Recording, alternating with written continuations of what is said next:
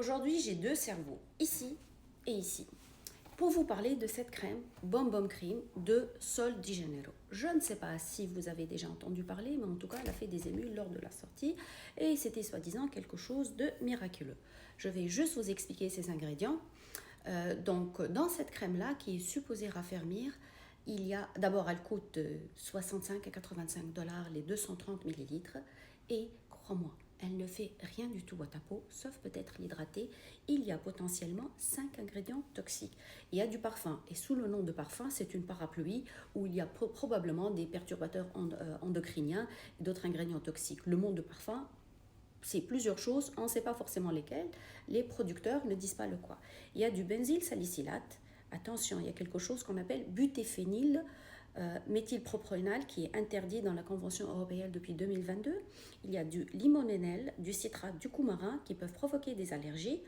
Il y a du mica, c'est celui qui donne l'effet scintillant. Ça peut donner des problèmes s'il est inhalé.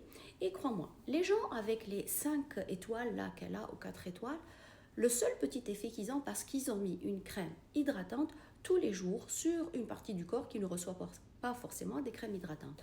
Tu auras le même effet, voire mieux, si tu mets du beurre de karité, de l'huile d'olive, de l'huile de coco, une chose de plus naturelle. 5 ingrédients potentiellement allergisènes ou toxiques dans cette crème-là.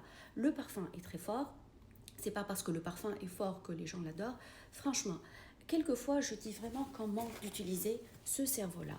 On vous donne des choses naturelles et vous persistez à mettre des choses complètement synthétiques et sans effet. J'ai bien dit, l'effet soi-disant contre les vergitures, ça n'existe pas. Regardez ma vidéo sur les vergitures.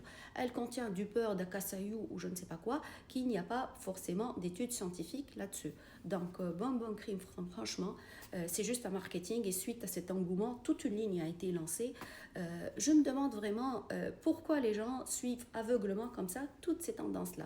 Et en passant, les choses naturelles. Gillo a fait sa fortune avec une ligne pour produits de beauté à base d'huile d'olive. C'est en même huile d'olive que tu as dans la cuisine. Il n'y a pas d'huile d'olive cosmétique et l'huile d'olive alimentaire.